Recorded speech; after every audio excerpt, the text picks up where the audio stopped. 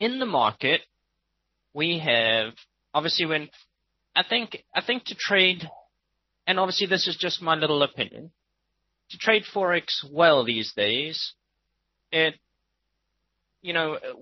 I started currency trading, it was, what is the dollar doing for the day? What is the yen doing for the day? And those were basically your two questions. All right. Now it's, what is the euro doing? What's the pound doing? What's the Aussie doing? What's the yen doing? What is the euro Aussie doing? You know what I mean? It's not, there's so many different pieces of the puzzle now, aren't there?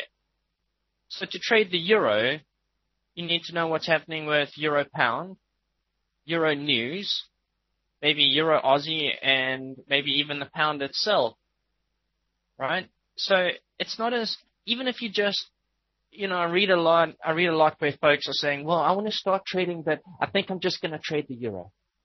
Well, one, you're oversimplifying. I mean, I'm all about simplification, but that is an oversimplification. And two, to trade the euro, you'd better know what euro is doing with other pairs too, right? And I'm going to elaborate here in a minute. So beware of, if you come across that, try and talk them out of that. All right. You want to be trading what's strong versus what's weak. And I'm going to try and help determine when is an appropriate time to trade strong versus weak. Okay. Just technically speaking. All right. Obviously, fundamentally, you need to have a bias too. All right. And fundamental bias is shaped through a million other things, but we're going to have a technical discussion today. All right. So couple of just rudimentary basics to consider. All right, let's say we have a daily chart. So we're going to put here D1. All right, and then we'll have a little 4-hour chart over here, H4. H4 with an H.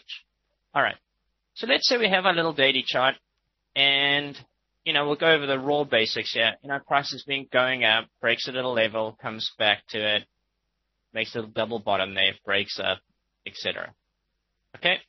So what's happened in this one, and now let's say it's, coming down from the heights before, we're going to have a couple of areas of importance.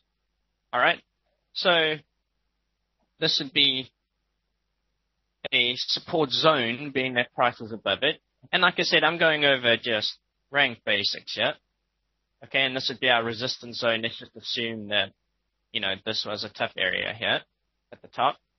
And then we'll have sort of a light support zone through here, as well being that it's a swing high. Okay, rocket surgery, certainly not. All right, so my point here, though, is this.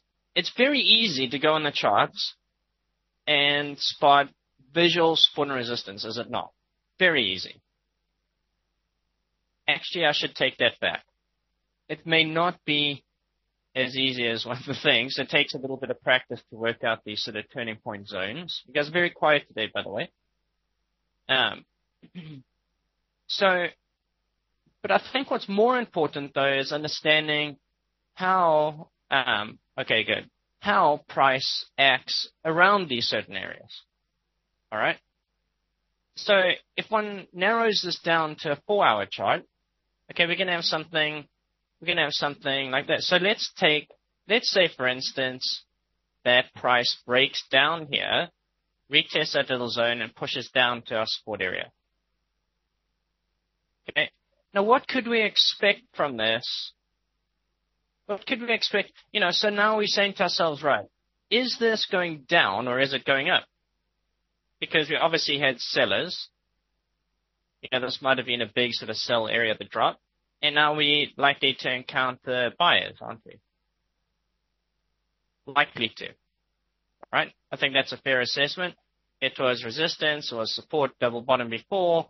It's a little swing in the high. We might breach it a little bit, but ultimately we expect this zone to bounce.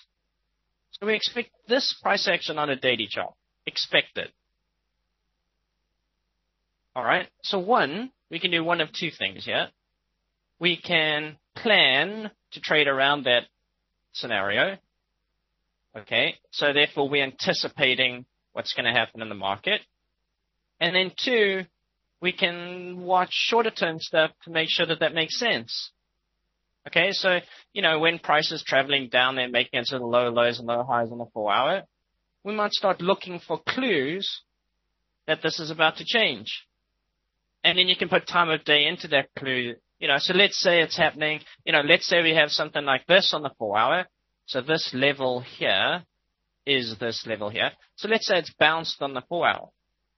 All right, and you're sitting, say, here at New York Open.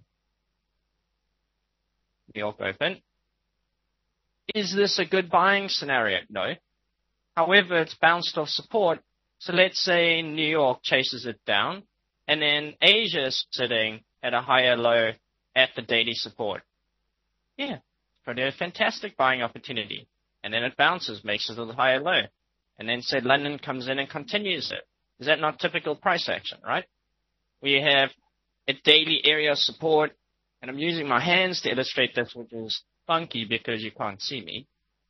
But you have a daily area of support, and then you have a 4-hour chart that's sort of a contingent of that.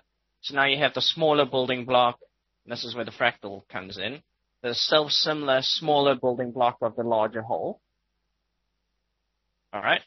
And you can time these things using a little bit of time of day and some shorter-term charts, etc. Okay? But ultimately, what are we doing? Ultimately, what we're doing is we're trading a daily support bounce using time of day and a shorter-term chart, aren't we? But the primary function here is the daily support. Does this make sense? So the longer-term charts are going to be what ultimately sets up everything else. Okay, now the timing of these things, you want to use slightly shorter term. Okay, or you don't have to, but it's helpful. All right, so let me run through a couple of scenarios with you, and this is where the interaction is going to be key for your learning experience. All right, now, let's say this is a Euro chart. All right, and I like to keep things desperately simple, but we're gonna get a little more advanced here, a little more. But I feel like this, what we're gonna learn now, is a key skill set in today's market. It may not, this may loosen up, I don't know, in a couple of months, but for this market, and it's been like this the last 2 years, this is important. Okay, now let's say that the Euro USD here is at our daily support area, that we're anticipating a bounce. Okay? But at the same time, the Euro pound, the Euro pound is at resistance. So in other words, even though the Euro's been dropping quite hard, the pound's been dropping harder. But now let's say the Euro pound is at an area of daily resistance.